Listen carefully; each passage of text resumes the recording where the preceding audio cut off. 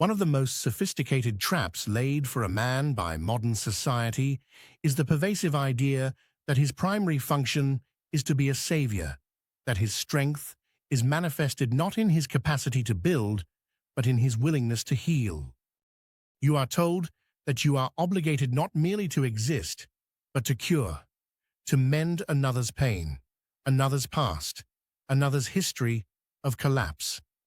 Society indoctrinates men with the notion that they must serve as a therapist, a final hope, a merciful judge, but the truth is that you are not required to be any of these things.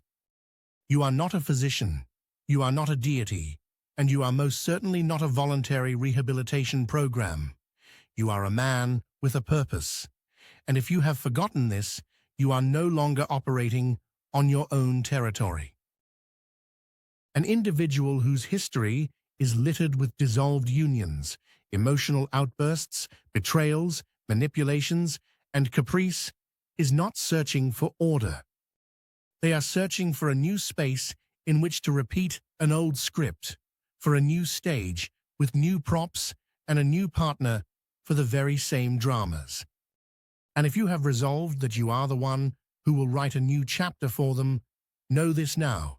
You are not the author. You are merely the next character in their play, and an entirely replaceable one at that.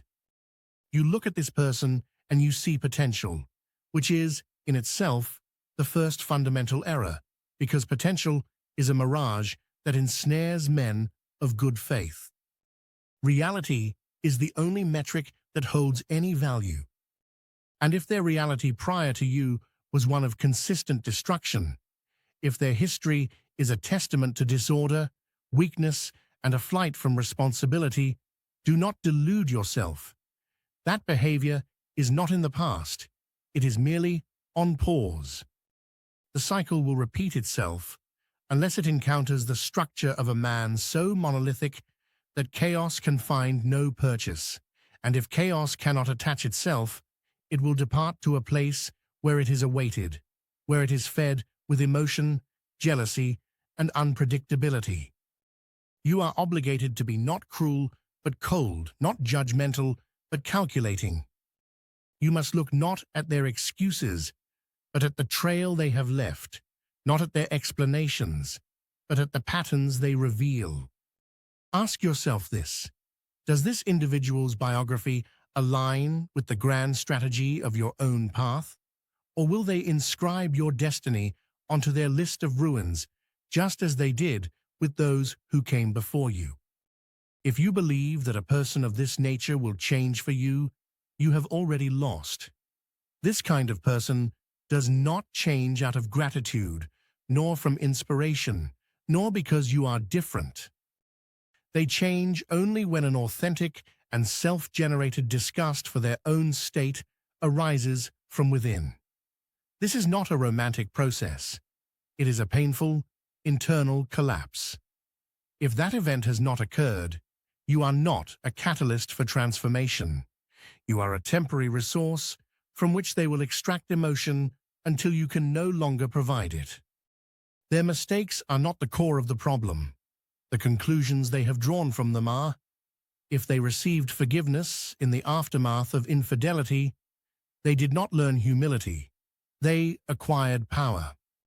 If they were rewarded with your attention following a hysterical outburst, they solidified an effective method of influence.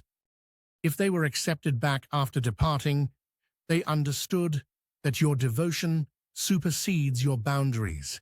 And now, this is no longer a story of love. It is a system of economics. They introduce chaos, and you pay with your attention, your warmth, your attempts at salvation. This is not a relationship. It is a transaction. You are not obligated to immerse yourself in their psychological depths or to excavate their motivations. You are not a confessor. You are an architect. You build, and that means every single element must be tested, every brick, every joint. And if there are cracks in their character, you are either reinforcing your own walls or you are inviting ruin to enter them. And here is the essence of the matter that you must accept. You are not trapped, you are addicted. You are dependent upon your own illusion, upon your own hope, upon the persistent idea that this time will be different, that they are trying, that love will somehow rectify all. It will not. You are not the cure for their chaos. You are its next target. And if you were aware of their history and chose to remain, you are not a casualty of their war. You are the co-author of your own capitulation.